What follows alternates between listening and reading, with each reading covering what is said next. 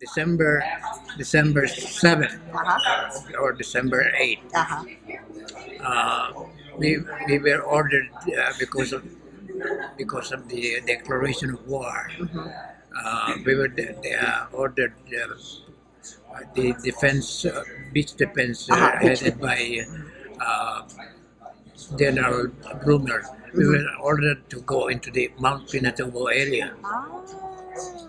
and there uh, we walk all night long with blackouts, and some of them riding buses with magsaysay as one of the drivers. Oh, really? Pambusco. Yeah. And so we only I've always been touched with history for some reason or other. So anyway, while we during the night, uh, it was maybe about 10 o'clock or 11 o'clock. We were already bedded down in Mount Pinatubo. Several flares went up, and it almost fell from the sky, and it was almost like daylight. Apparently, some fifth columnists were in our units setting up the flares Uh-huh. because it was like daylight, Uh-huh. falling from the sky, all kinds of flares. Anyway, we didn't find the uh, sabotagers, so we stayed for the night, and the next day we were digging trenches.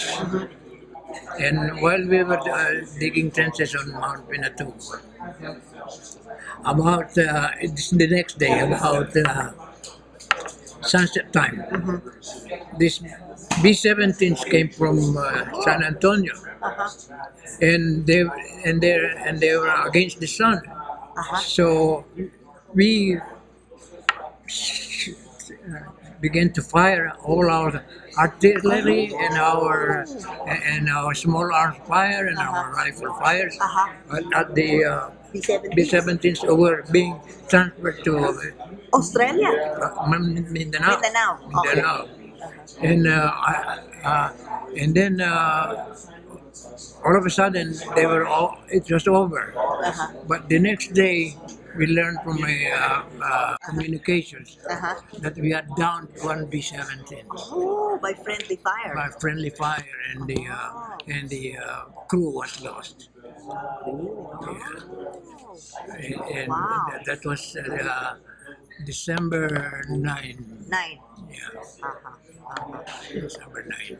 And they were the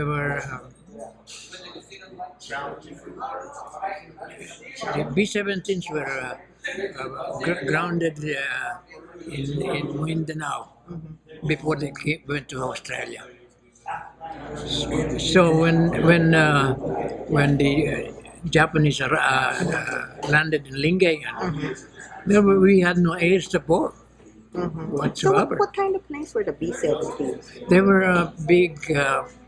They were called flying fortresses because they had tail guns in the tail and the belly. They are machine guns, and they had a crew of I think 8 pilot and all the crew, and they were like the modern airlines now. They were big. Uh-huh. Yeah, I had about a week while I was in Zambales. I visited somebody in the base. You could stand under the belly of the plane.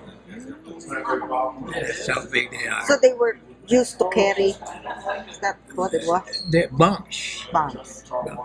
They were flying fortresses because they had machine gunners in all sides of the plane. So how come they were sent to Australia? This is what my book has been questioning. We were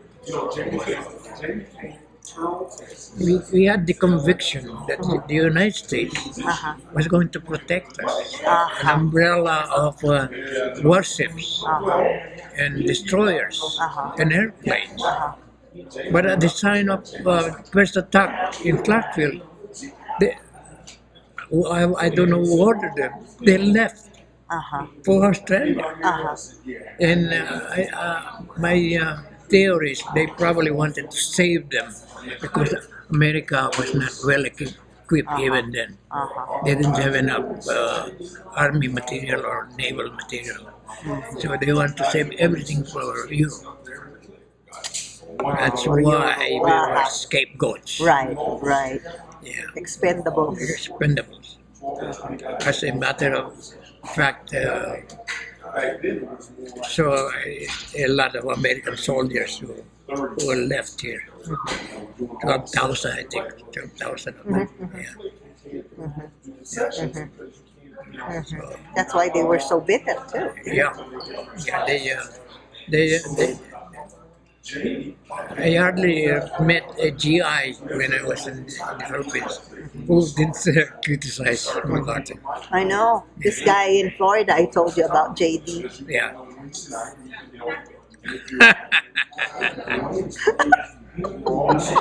You know, he wanted us to commit suicide. Suicide. Yeah, he wanted the Filipinos to be soldiers like remember the Alamo. Uh-huh. Uh-huh. He wanted us to die on the field. Even Wainwright was told to hold Uh-huh.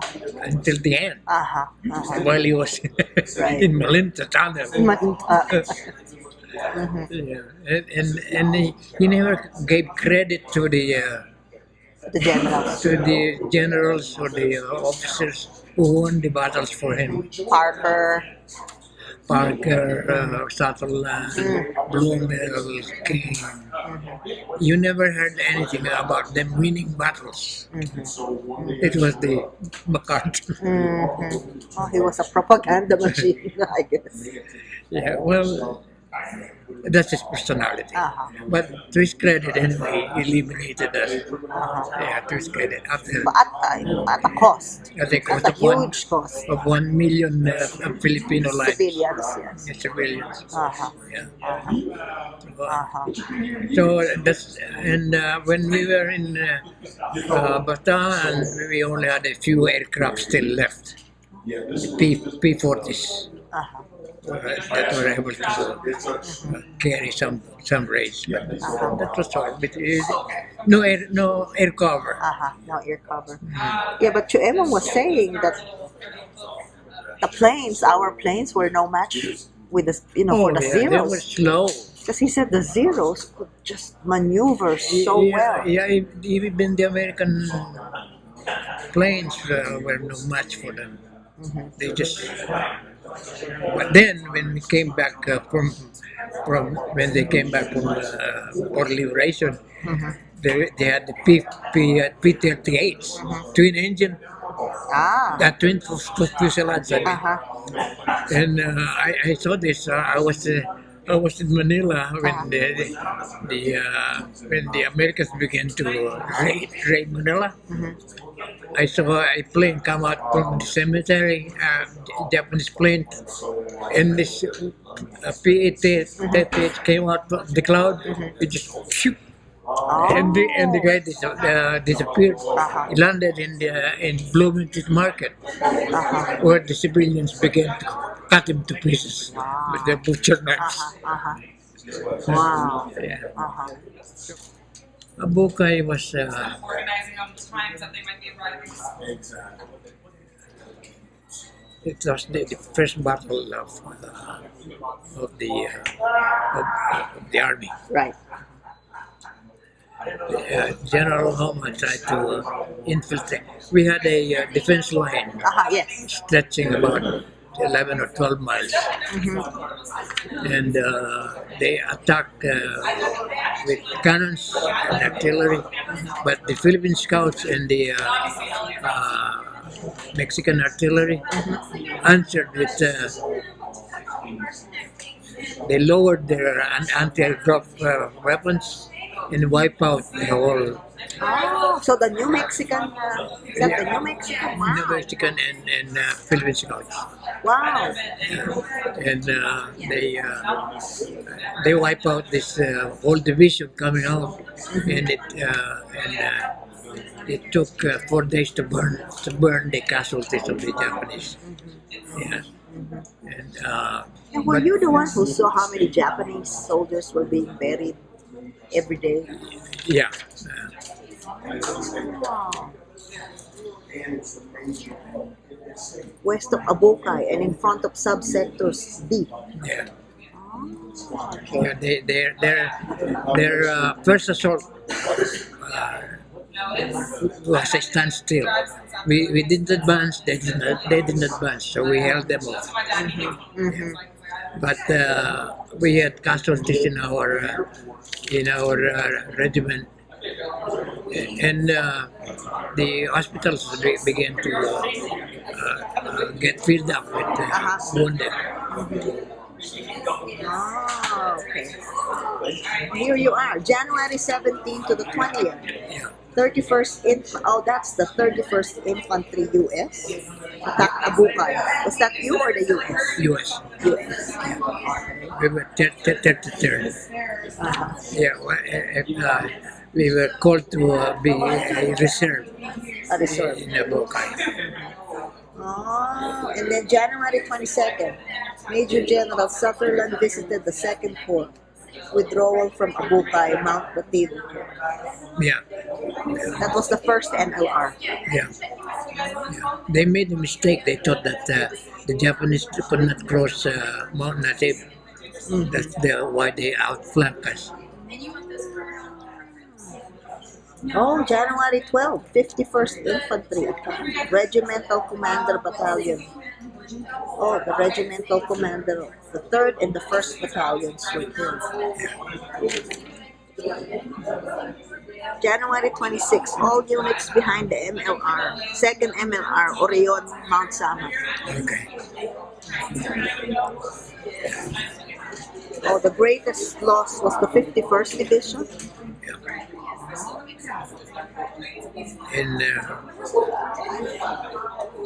And we lost a lot of the 31st Infantry. Yes, At yes. 33rd. Yeah. Oh, and then January 28 to the 29th, there was a heavy attack by 3 Japanese regiments. Is it Clinton Kuntz? Clinton. Kuntz? K-U-N-T-Z? Clinton Kuntz? Major Captain Clinton Kuntz. But the attack was repulsed. The Japanese withdrew between the OPLR and the MLR in Kalisay River. Yeah. Oh, okay. So like end of February, I guess they had to regroup because nothing was that after the Battle of the Pockets and the points? After the Battle of the Pocket, there was a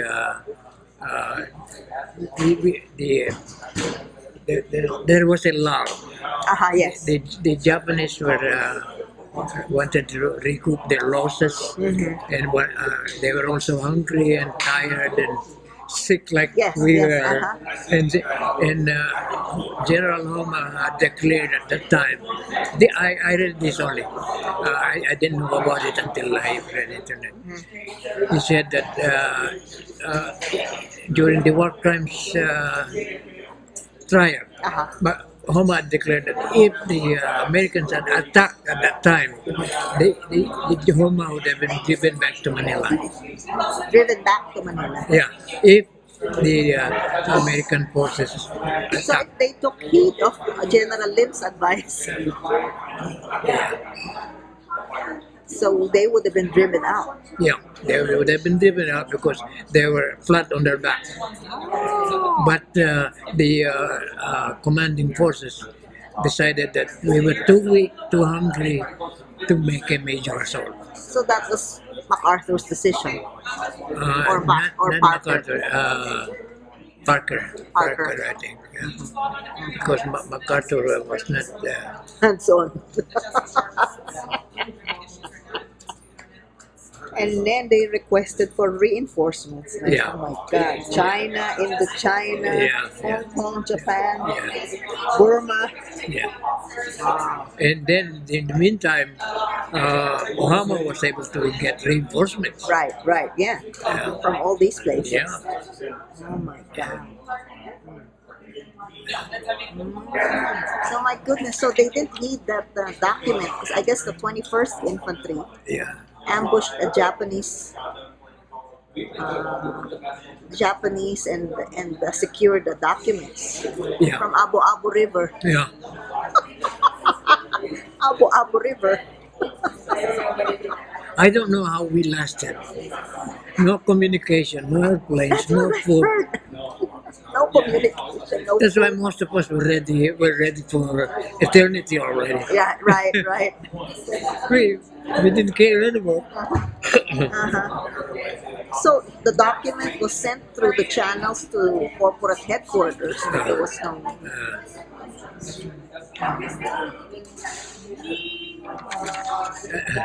In fact, I had written a letter to my wife already, Oh, saying say goodbye. goodbye. Yeah. Fortunately, it never got to her. And you're still here. Oh my God. Hmm. Oh my goodness. Yeah, it's amazing how you guys went through it. Yeah, but it's amazing how, for some reason or other, I'm always touched by history. Mm-hmm, mm-hmm, In New York, I was hired as a copywriter, CBS. Oh, okay. So I met everybody: James Arness, Carol Burnett, Gary Moore. Uh-huh. I met everybody because I was in the same elevator with them. Right, right, yeah. Yeah, and sometimes in the same subway, Uh-huh, uh-huh. like the Adams family. Oh, yeah. And, so I knew everybody. So like I said, for some reason or other, without my wishing it, Uh-huh. I am thrust into the limelight. Limelight. For some Until reason. now. Until now. Yeah. Okay. Like in Florida, Uh-huh.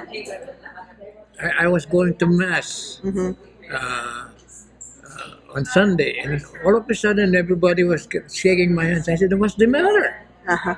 You're on TV. You're on the commercial of the Ford. You're the spokesman of Ford commercial." He said, I didn't know I was there. And then, so I went to the communion. Uh-huh. And in the meantime, in the commercial, they shaved my head. Uh-huh. Oh. And then the priest gave me communion. He said, Al, are you all right? She thought I had cancer. No, I said, Father, that's just a commercial I made. Wait a minute. So you were working like as a part-time actor then? They just called me. I never even sought it. Uh-huh. Somebody saw me, he signed me up for the agency, and the next day I was in a Ford commercial. My So I said, I just keep falling into this. situation. Oh, Colonel Hudson. Do you remember Colonel Hudson? He was a commanding officer Of of, I don't know if that's your infantry, the 33rd 33rd, Infantry.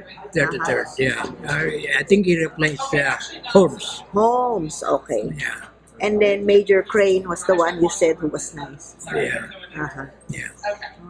So if you guys want, you guys can hold this in the safe room. Just My immediate company commander was Captain Icaro, How do you spell that? Icaro. so if you guys want, I think he's a former scout who was detailed to lead our place. Ah. Captain Icaro.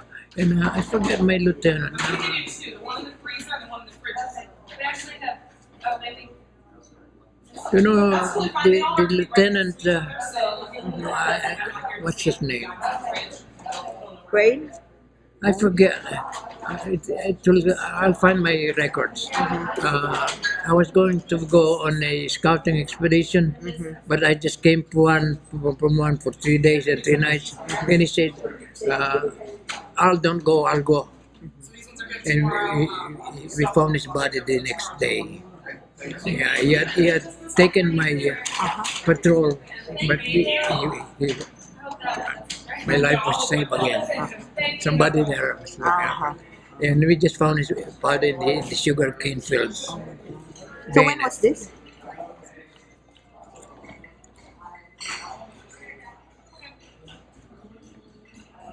Was this towards the end of the war? No, in the middle. Oh, in the middle. Yeah, where because we were told to make a scouting expedition. Yeah, Okay. to see where they are, Uh-huh. to look for snipers. Right. So I had survived one patrol, and then I was going to go to that patrol again, but he stood up for me. Said, "Al, you're still tired. For 3 days, and I'll take care of your patrol." And we found him the next day. Yes, somebody, the Sniper. Japanese in the cane fields was waiting for him. So is it true that well, towards the end of the war, like after, because I read somewhere that I think it was from your regiment that like half just or so many came out of the hospital and immediately they were taken to the front lines. Was that your regiment? No, I didn't tell you that. Somebody told you that. Yeah, maybe. Yeah. What happened is there were so many casualties. I was one of them at one time because of my dysentery. There were no more beds or room for the makeshift hospital. We were on the ground. Yeah. And I didn't see this. I heard that when we were already surrendering, rather than take care of the wounded prisoners, they shot them. I heard about that. I didn't see that. So it says here that on April 6th was, I don't know if this, it says here, I don't know where I got this, 33rd Infantry was surrounded and destroyed, April 6th. You probably got that to me. I should qualify that because the language is not right. It's decimated. Decimated. Yeah. So the heavy casualty. Yeah. What I really meant was the defense capability was gone. Right. Yeah, because we could not fire our guns. Yeah. We couldn't even go to the bathroom. I know. That's what sticks in my mind always. Sometimes I get this once in a while.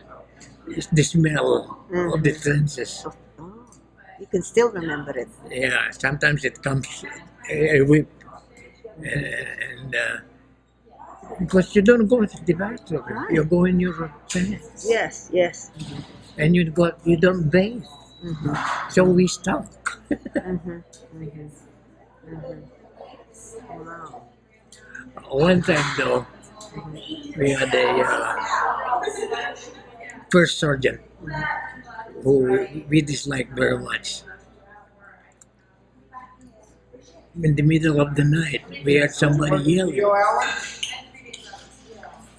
He had fallen in the latrine.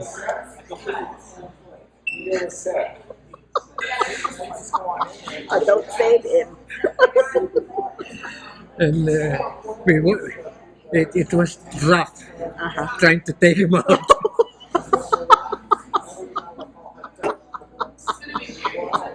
Oh my My God. God.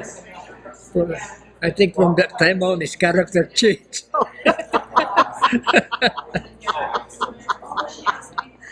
my goodness.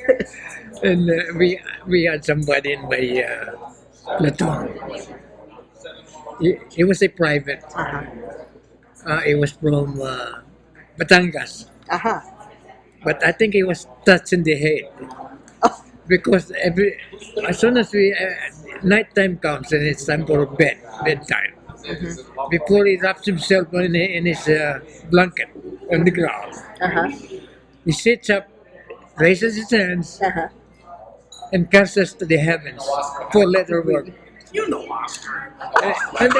And then he lies down and goes to bed.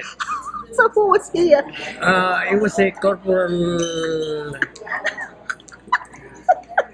Dominguez, Uh-huh. Uh-huh. and then early in the morning, The same thing? same thing. He gets up and just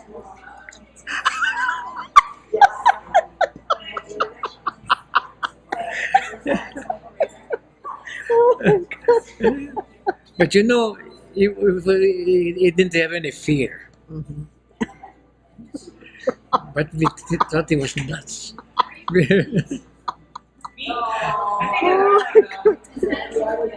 I feel like it's Goodness.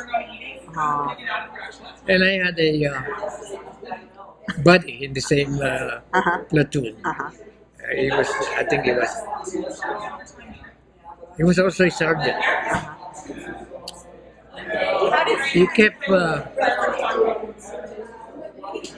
criticizing me and downgrading me. You? Uh-huh. Yeah, and I hated him with a passion, but I never came to blows with him. Uh-huh. I just kept my hatred and kept away from it. The irony of it, he becomes a relative to me by marriage. marriage. the people who are going to take me tomorrow, they're Yeah. they're related to To that guy. my niece Oh. who married this guy. Oh, okay. Okay. Yeah. So we get a big joke out of this because the guy I hated most Turned out to be. it turns out to be a relative. And then when I talked to their children and grandchildren, and he said, Tito Har, we didn't like him either.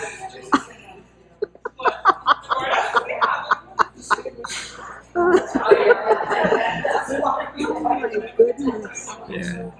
I don't know why they never liked me. Uh-huh. Yeah. Uh-huh. Yeah. I know a lot of people didn't like me, but he hated me.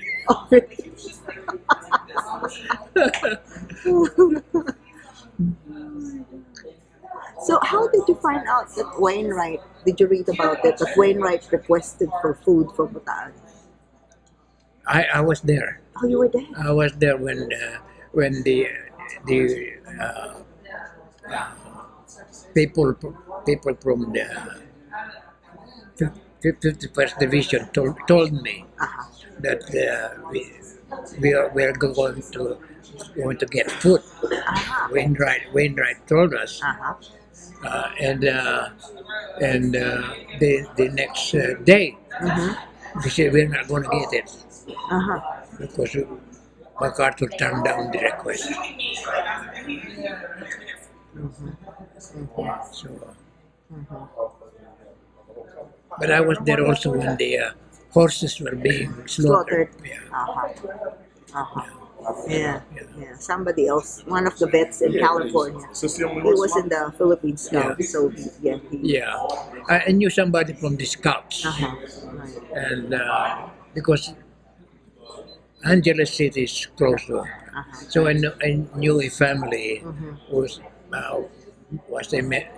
the father was a member of the Scouts, and when we saw the horses being led, I heard that they were, and later on I heard also that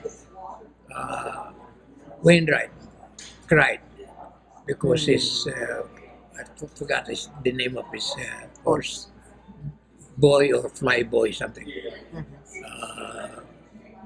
Was also slaughtered. Yeah, every horse was hated. Okay. He couldn't survive. Yeah. And the irony of it, the day before Clarkville was bombed, Wainwright was playing polo. Oh, really? Yeah. Oh. And Ramsey, Uh-huh. the 26 cavalry. Cavalry. Yeah. When Wainwright was the umpire, Oh, uh-huh. and Ramsey was one of the teams. They were playing polo the day before. So how did you feel when you learned that MacArthur left?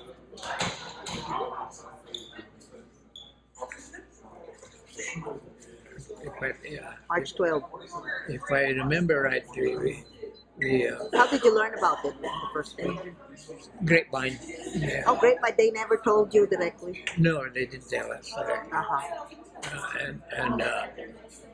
But finally we were told by the officers. Uh-huh. But before the officers told us, we already knew. Mm-hmm. And we couldn't believe it. For a while I thought it was a rumor, because we believed in him. We believed in him. I thought it was a good thing. We only began to dislike him after we knew what really happened. And when we knew that he went to Australia, we began to despair. We knew that the end was coming. Uh-huh. Uh-huh. And what making me think negatively of his character, not just his generalship, his character. For a while, he kept hindering Wainwright's promotion and medal of honor. Oh, was this before, after the war? Or during the war? During the war. During. Uh-huh. He started already when Roosevelt or Marshall was sending the promotion. He stood, delayed it. Oh. He only gave it after the war was over. Uh-huh. So it was very petty Uh-huh. and egotistic. Egotistical, yeah. Egotistical. Yeah.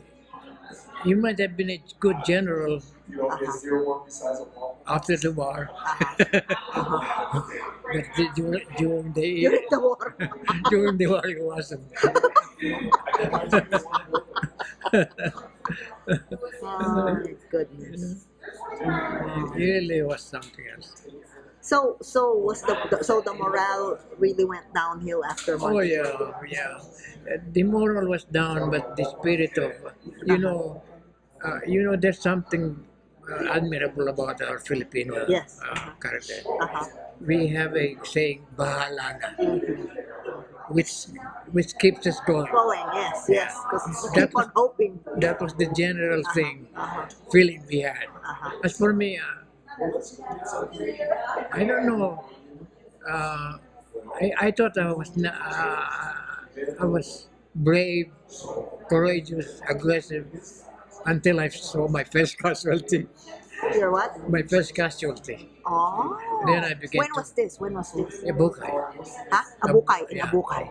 That's when I began to fear. I lose my courage. So what happened? What happened then when you first saw them? I just was stunned and numb. Just like when you lose a member of your family. Family. Yeah, because they are families. Hey Richard, good show. Good show, I tell you. Actually, he mentioned about the guerrillas, him being held up here by the guerrillas, and we were talking about my grandpa.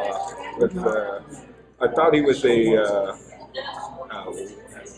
working with the guerrillas, and I mentioned that his last name was Agustino, and he said, Oh my goodness. Yeah, I was held a hostage in his territory, Where was this? Where? Cabanatuan. And when was this? And in 44 or 45. Yeah. 44. So you were held by who? By The rival? by rival Rival guerrillas. girls. God. Yeah. There was, I guess, some competition among the Right, guerrillas. right, yeah. Oh yeah, oh I tell Oh, you. heavy, yeah. And they're really not competition, they're bandits. They were not real guerrillas.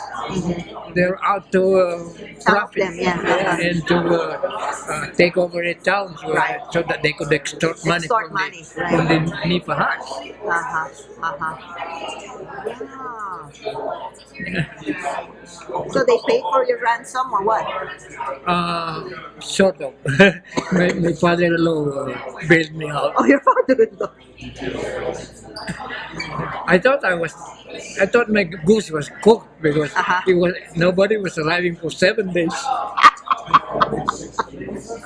Oh, And while I was being held hostage by a very attractive member of the and a woman? woman. Oh. Yeah. So you were a willing? she was holding a rifle, Oh, okay. and I was there in the hut. Uh-huh. And suddenly a typhoon came, and Yeah. Nueva Ecija. Right, right. Suddenly, while we were eating one day, we were, a Nipa hut is Yes. already on the second story. Uh-huh. The water began to come Oh over my the God, floor, uh-huh. and before the evening was over, it was over about the table, Uh-huh. and I was already sitting on the table, Uh-huh. and on the other table was my guard, Uh-huh. and suddenly we heard shots. The Japanese unit had discovered the place of these guerrillas, so there was going to be a firefight. Uh-huh. So in the meantime, I dove through the window in the water, Uh-huh. and the woman also. We could go to the dry ground. So anyway, to cut a long story short, on the seventh day, my father-in-law Father-in-law. Ransomed you. brought the money. Uh-huh. Wow. She was very attractive too. So you were a willing prisoner? I was willing to stay a little bit longer.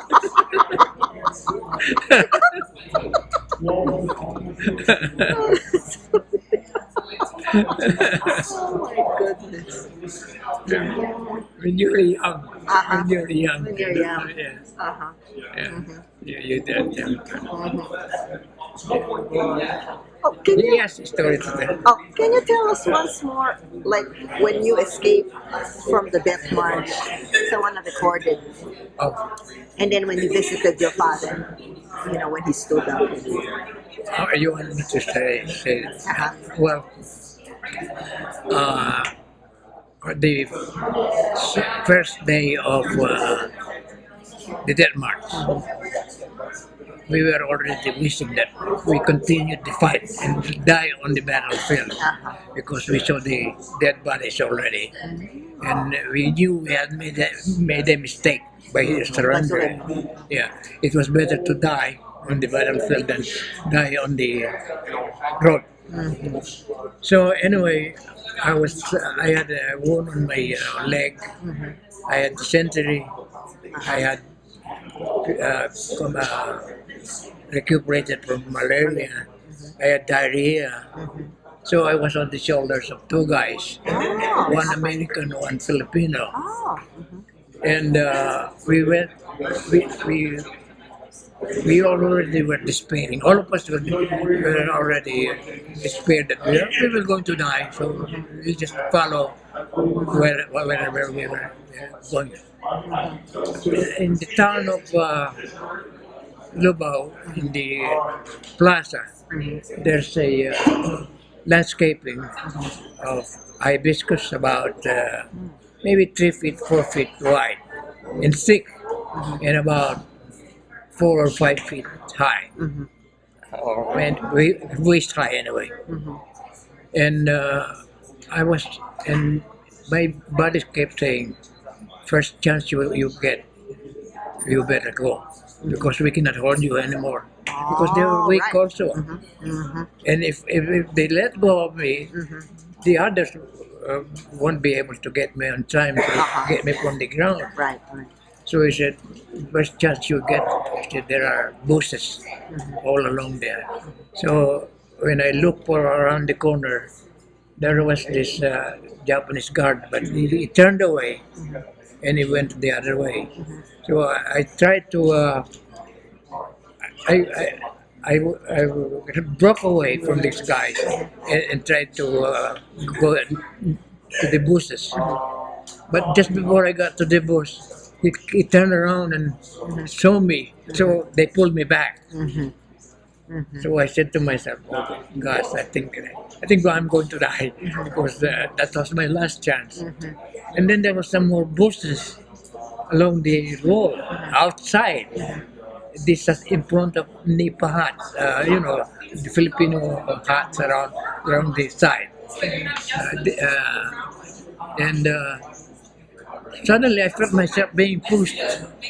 They pushed me forcefully, these two guys, and I was bruised by the branches of the thick hibiscus bush, and ended up on the other side. Oh, okay, okay.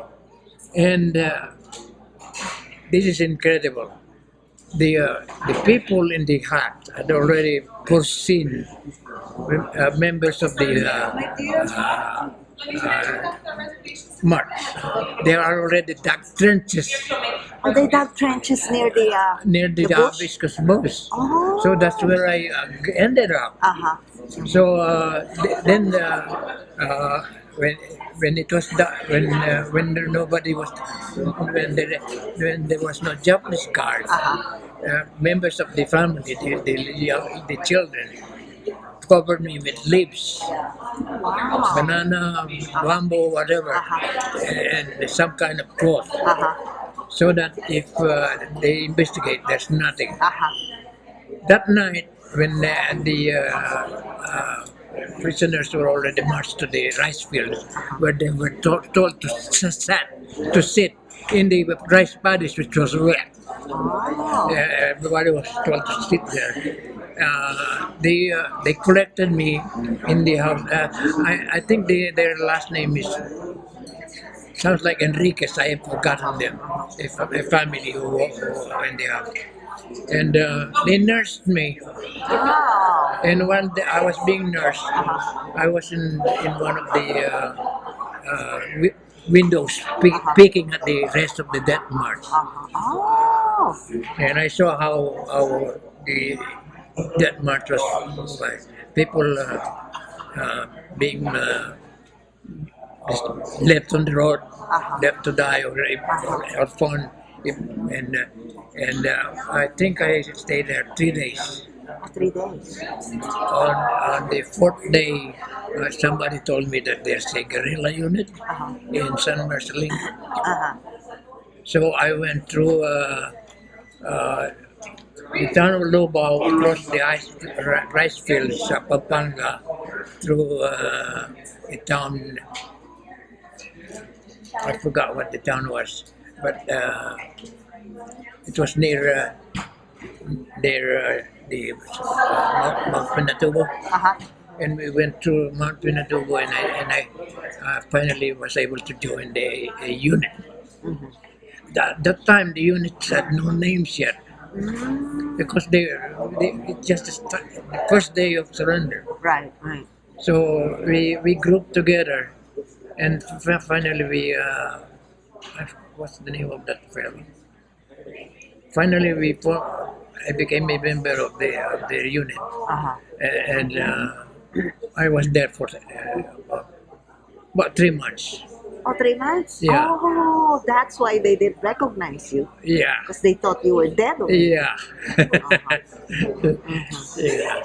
So when I was well enough, I got well in Manila in one of the hospitals. They treated my cerebral malaria. That's when I joined the food administration. Oh, okay. That's when I visited my father. Your father. And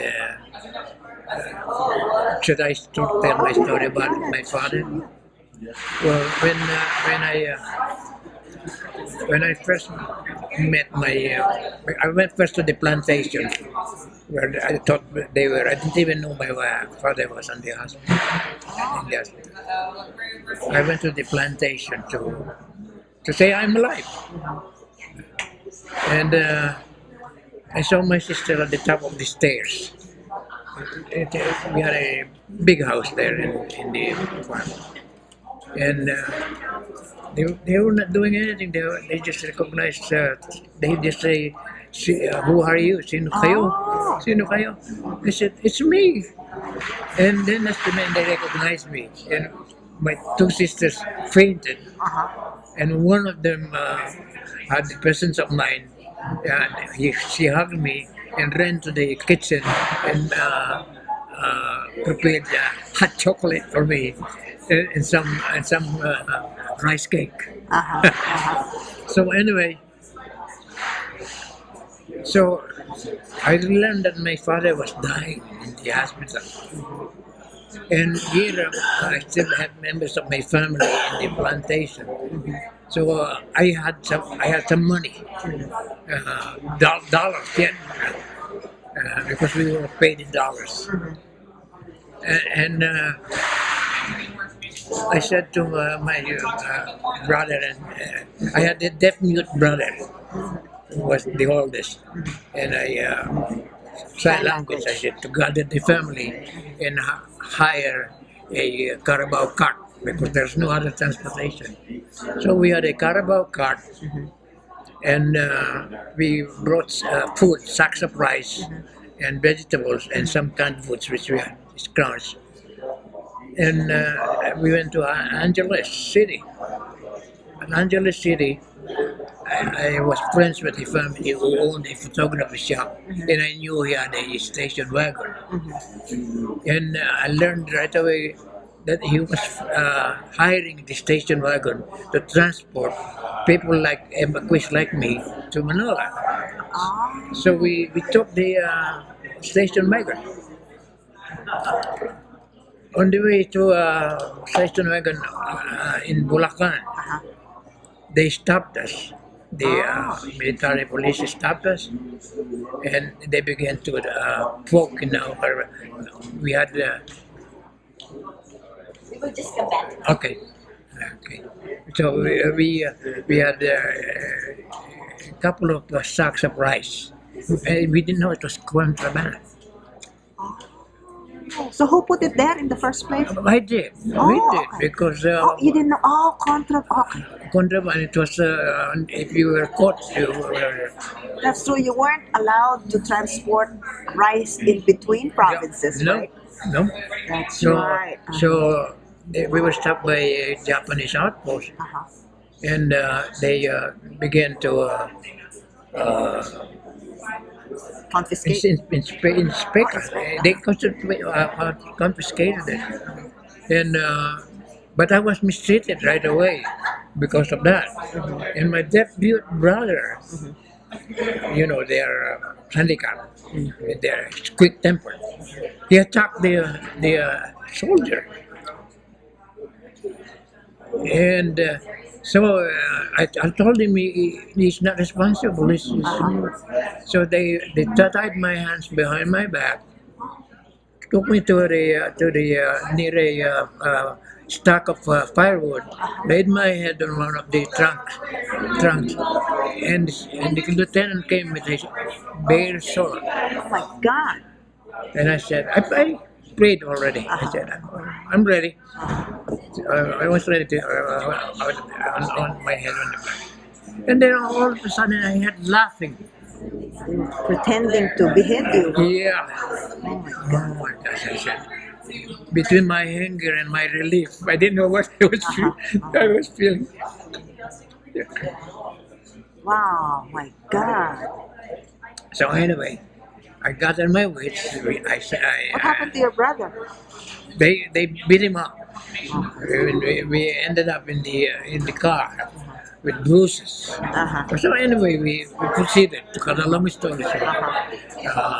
We proceeded to Manila, and there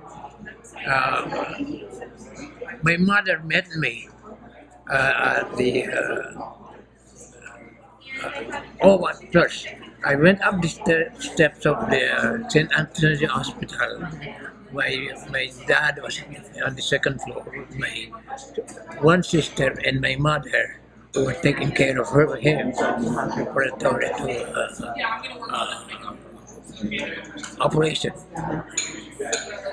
And when my mother saw me, she didn't recognize me, and she sat down. She fainted.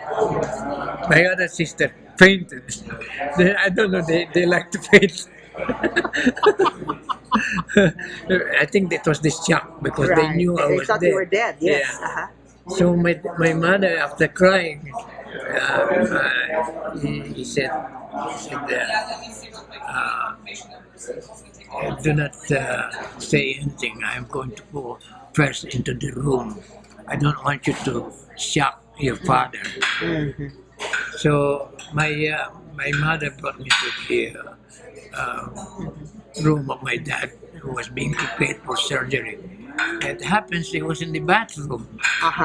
Uh-huh. and my mother called out to him, said, uh, his name is Romulo. So he said, Mulong, he said, your son is here.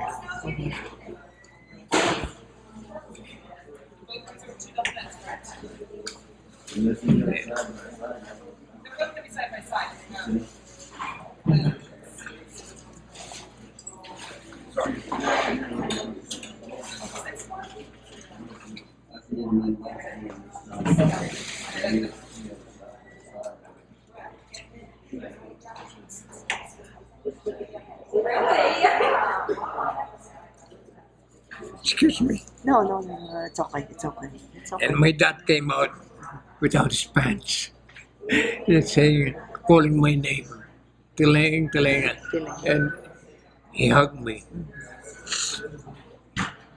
And I put him back to the toilet seat and stayed with him until it was finished. And then he was brought out to be on the operating table.